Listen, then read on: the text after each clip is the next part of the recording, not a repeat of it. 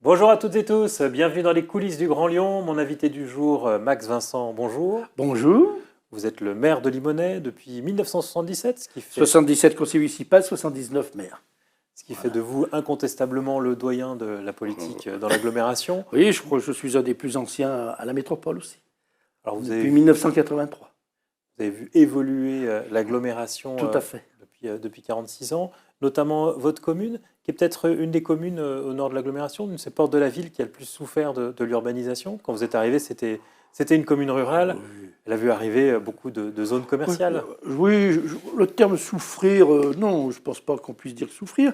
Euh, le développement urbain de la commune s'est fait de manière très raisonnée et très raisonnable. Vous avez des communes voisines qui ont vu... Aujourd'hui, la population, on est à peine 4000 habitants. Aujourd'hui, vous avez des communes voisines qui ont doublé, triplé, quadruplé. Nous, il y a eu une évolution modérée. Au niveau des surfaces commerciales, la RD, ce qu'on appelait la Nationale 6 autrefois, qui est devenue RD 306, et puis Route Métropole. Aujourd'hui, le commerce s'est développé, mais de manière aussi très raisonnable. Il est vrai que c'est une belle zone d'activité. C'est un peu un emblème de ce que Oui, mais Télérama avait appelé la France moche, ces zones commerciales qui oui, se ressemblent alors toutes. on a amélioré tout ça, au point de vue architecture.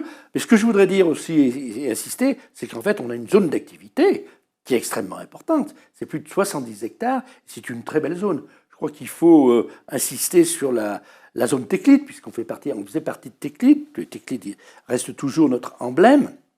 Et nous avons plus de salariés que d'habitants. Donc vous prenez la zone du Puy-d'Or, puisque à l'époque on avait lancé du temps de la mandature au niveau métropolitain de Gérard Collomb. Aujourd'hui nous avons une zone verte, centrale, qui est extrêmement appréciée. Et quand on disait Téclide, c'est la technopole verte. Vous la visiterez, cette zone, vous verrez qu'elle est magnifique, avec une trame verte, centrale, superbe. Donc pour vous, pas de regrets, vous avez accompagné ce développement. Oui. On a essayé de faire... je lisais un article dans plusieurs journaux, Limonest l'harmonieuse. Limonest l'harmonieuse, c'est à la fois du développement économique, c'est aussi du développement de logement, mais c'est aussi la préservation des espaces naturels et agricoles, puisque sur une commune de 900 hectares, nous avons 2/3 de zones agricoles et vertes. Aujourd'hui, on nous dit qu'il faut quand même accueillir les populations. Donc aujourd'hui, la construction, elle peut se faire que dans les centres-bourgs et en collectif. Alors on se souvient que les débuts du mandat de Bruno Bernard avaient été compliqués dans les relations avec les différents maires. Là, on a appris l'adoption du projet de territoire du secteur ouest-nord, à laquelle votre commune Alors, je crois que appartient à l'unanimité. les 8 maires qui composent la conférence territoriale des maires, la CTM, ouest-nord, sont mis d'accord sur un réseau de pistes cyclables, mais à l'intérieur pour relier les communes. Ça n'a rien à voir avec les grandes pistes cyclables qui sont développées par la métropole. Vous avez décidé de mettre tout le budget qui vous était affecté Non, sur si tu voulais, sur le ça a vélo. été... Non, C'était pour faire plaisir à Fabien Bagnon et aux écologistes? Pas spécialement, non, pas spécialement. On n'est pas contre le vélo, mais on n'est pas pour que le vélo prime tout. Je crois qu'il faut être clair là-dessus. Nous avons besoin de moyens de transport, et je vais vous parler de la mobilité. Il n'y a pas que le vélo, je le dis très bien. Et aujourd'hui, on parle, je dirais, du secteur 7e avec les pistes cyclables intérieures dans les communes. En revanche, ça n'a rien à voir avec la piste cyclable numéro 4, projet que je combats parce qu'il assure une discrimination vis-à-vis des transports collectifs. Et aujourd'hui, le projet tel qu'il nous est présenté, entre de Lisieux, d'Ardy-Limonest, c'est-à-dire l'ancienne RD 306, vous aurez une seule voie réservée aux bus et aux voitures et une voie entièrement réservée aux cyclistes. Et il n'y a eu aucune étude d'impact qui a été faite pour savoir le report de la circulation. D'autant plus qu'au prochain conseil métropolitain, on va avoir un rapport sur la ZFE et où on nous dit la M6, la M7, on va là aussi réduire la possibilité aux véhicules critère 3, critère 4 d'emprunter cette voie. Il va y avoir un report.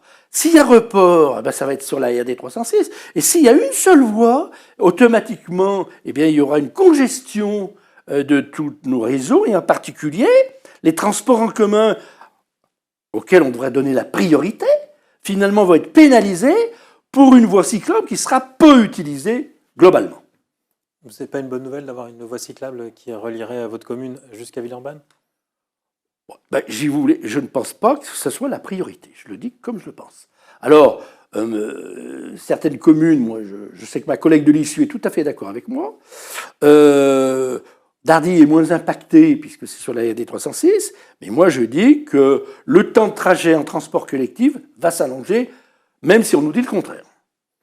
Plus largement, dans les relations avec la métropole, est-ce qu'il n'y a pas eu une amélioration depuis? Alors, il y a eu une amélioration, on va le dire, une petite amélioration, mais je voudrais quand même rappeler que on avait demandé une PPI, un programme pluriannuel d'investissement. Donc, dans le cadre du contrat territorial, voilà. Aujourd'hui, je constate quand même que tout ça, on arrive à mi-mandat. Il y a un problème quand même de réalisation de tout cet ensemble. Donc, le groupe Synergie Avenir, auquel j'appartiens à la métropole, rappelle quand même que on voulait avoir une programmation pluriannuelle des investissements et on ne peut pas dire que tout ça soit très clair.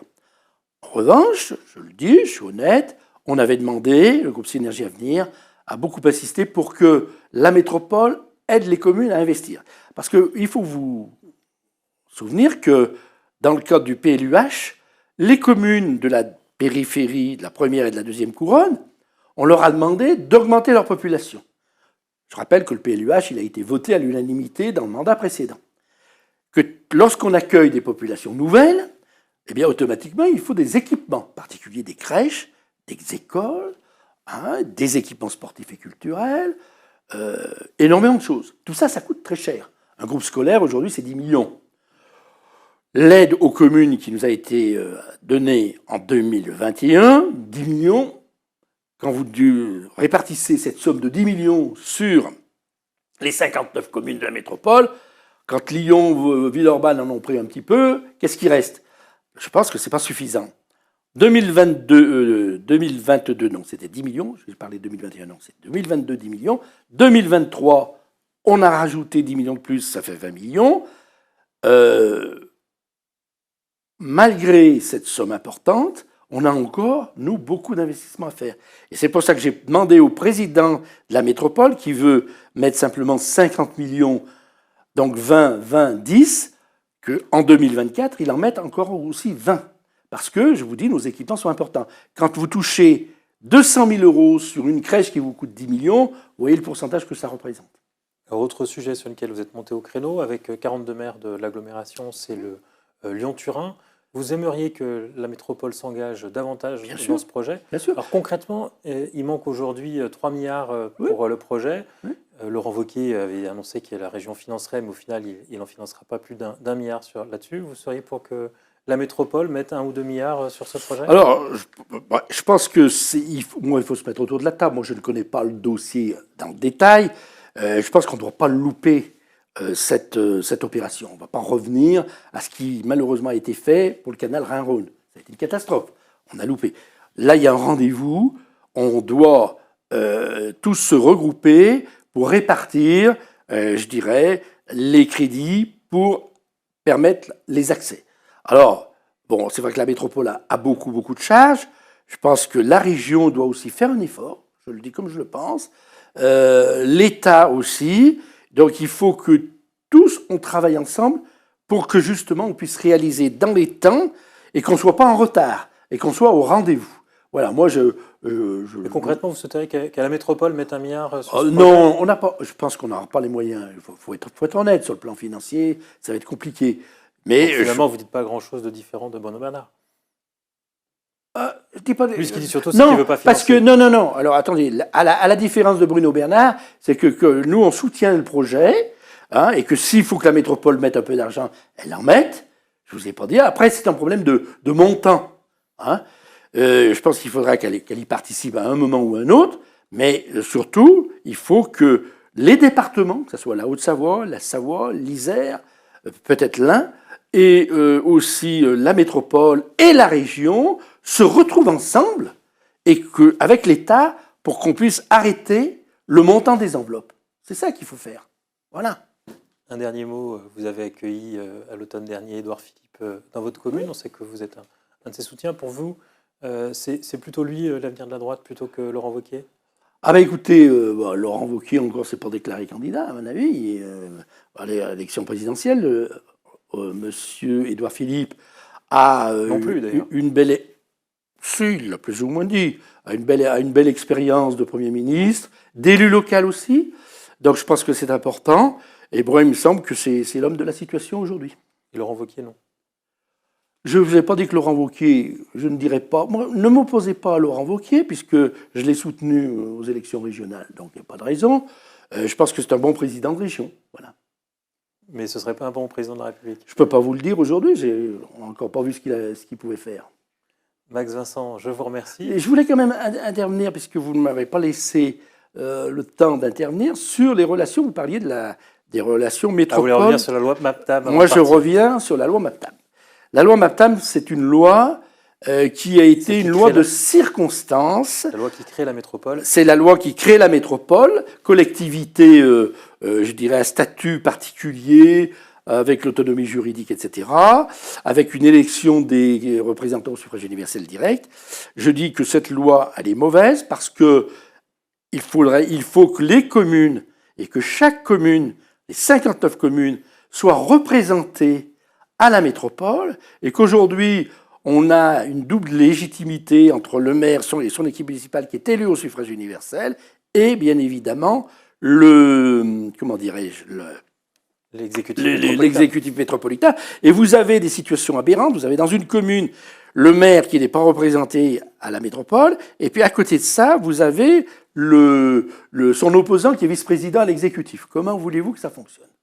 Donc pour vous, il faut revenir à la situation. Moi, je suis pas partisan de revenir à l'EPCI, où chaque commune est représentée, l'EPCI, établissement public de coopération intercommunale, ce que nous avions auparavant, et ça fonctionnait très bien. Aujourd'hui, nous avons des conflits. Il y a des conflits. Donc, il y a des maires qui ont une politique pour leur commune, et la métropole qui en a une autre. Donc là, c'est source de conflits. Et bien cette fois, Max Vincent, je vous remercie. Je vous remercie. Et puis moi, je vous dis à demain pour une nouvelle émission des Coups Merci. du Grand Lyon.